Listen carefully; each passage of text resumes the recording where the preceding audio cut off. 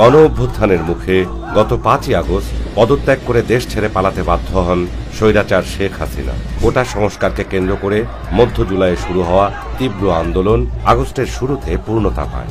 ছাত্র জনতা, রাজনৈতিক কর্মী, কৃষক, শ্রমিক, দিনমজুর, ধনী গরিব সকল শ্রেণী পেশার মানুষের সক্রিয় অংশগ্রহণ ও আত্মত্যাগের মাধ্যমেই ঘটে ঐতিহাসিক এই গণ অভ্যুত্থান।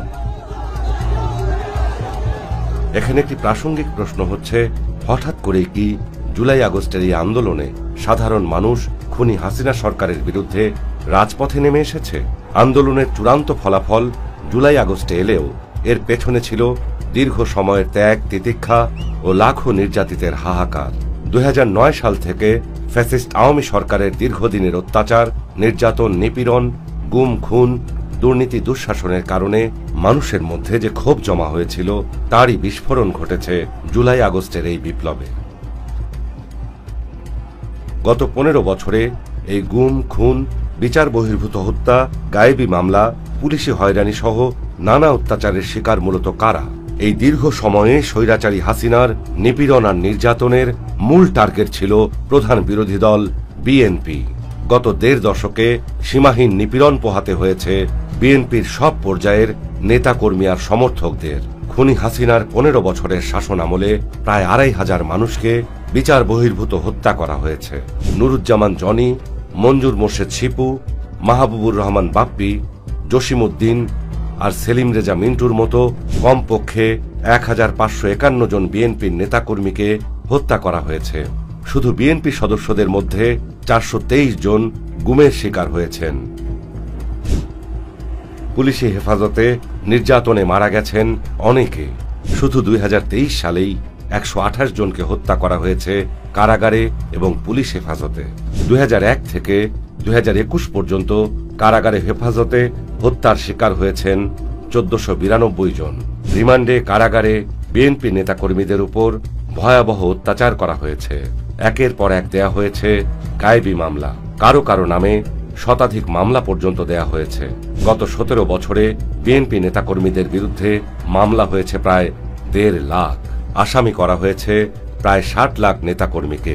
প্রায় প্রতিদিন কোর্টে হাজিরা দেয়া আর মামলা চালাতে গিয়ে নিঃস্ব হয়েছেন অনেকে। চাকরি, ব্যবসা, সর্বস্ব হারিয়েছেন। আওয়ামী লীগ কর্মীদের দখলবাজি, পুলিশের নির্যাতন আর মামলার হয়রানির কারণে ঘরবাড়ি ছেড়ে ঢাকায় এসে রিকশা চালিয়ে জীবন কাটিয়েছেন অনেকে। অনেকের সংসার ভেঙেছে। অনেকে এলাকায় যেতে পারেননি বছরের পর বছর। ১.৫ দশক ধরে চলা মানবতার বিরুদ্ধে ঘটা এসব অপরাধ মানুষের মধ্যে তৈরি করেছে তীব্র ক্ষোভ। মানবাধিকার লঙ্ঘনে আওয়ামী লীগের জালিম সত্তা সবার কাছে পরিষ্কার হয়ে ওঠে।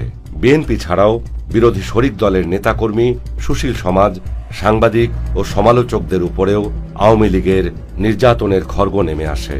দেশের সমস্ত প্রতিষ্ঠান ধ্বংস, ভোটাধিকার হরণ, লুটপাট, অর্থনৈতিক অনিয়ম, দুর্নীতির মহোৎসব, টাকা পাচার, লজ্জাজনক দলীয়করণ, বাক স্বাধীনতা হরণ আর মানবাধিকার লঙ্ঘনের এসব চিত্র আন্তর্জাতিক পরিমণ্ডলেও ছড়িয়ে পড়ে। জুলাই আগস্টের গণ অভ্যুত্থানের যে মাহেন্দ্রক্ষণ, তার পেছনে রয়েছে দীর্ঘদিনের এসব শোষণ, বঞ্চনা, অত্যাচার, নির্যাতন ও নিপীড়ন। আওয়ামী লীগের দানব হয়ে ওঠার প্রতিবাদ ছাত্র জনতাকে একত্রিত হতে বড় ভূমিকা রেখেছে। জুলাই আগস্টের গণ অভ্যুত্থানে শিক্ষার্থীদের সাথে বিএনপি এবং গণতন্ত্রকামী অন্যান্য বিরোধী দলগুলো মাঠে নেমে আসে। জীবন বাজি রেখে তারা প্রতিরোধ গড়ে তোলে রাজধানী ঢাকা সহ দেশের নানা প্রান্তে। রংপুরে আবু সাইদ শহীদ হবার পর চট্টগ্রামে ১৬ জুলাই শহীদ হন ওয়াসিম আকরাম। ওয়াসিম চট্টগ্রাম কলেজের ছাত্র দলের যুগ্ম আহ্বায়ক ছিলেন। ওয়াসিমের মতো আন্দোলনকে কেন্দ্র করে বিএনপি এবং এর সহযোগী অঙ্গ সংগঠনের কমপক্ষে ১৫৭ জন নেতাকর্মী নিহত হয়েছেন। আহত হয়েছেন সহস্রাধিক। গ্রেফতার হয়েছেন কয়েক হাজার। স্বৈরাচারী হাসিনা আমলের এত গুম, খুন, অত্যাচার আর নির্যাতনের উদ্দেশ্য ছিল বাংলাদেশের রাজনীতির প্রধান দল বিএনপিকে মাথা তুলে না দাঁড়াতে দেয়া, বিরোধী মতের সকল আন্দোলন দমন করা। কিন্তু হাজারো নির্যাতনের পরেও বিএনপি তার অবস্থান হারায়নি।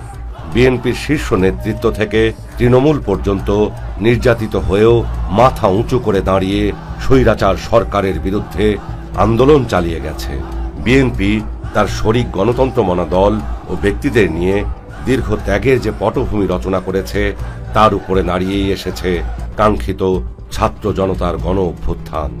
এই অভ্যুত্থানে ছাত্র জনতা, রাজনৈতিক কর্মী, শ্রমিক সহ হাজারো প্রাণের আত্মত্যাগ রয়েছে। গুরুতর আহত আর দৃষ্টিশক্তি হারিয়েছেন আরো হাজারো মানুষ। দীর্ঘ সংগ্রামের মাধ্যমে পাওয়া এই নতুন বাংলাদেশ।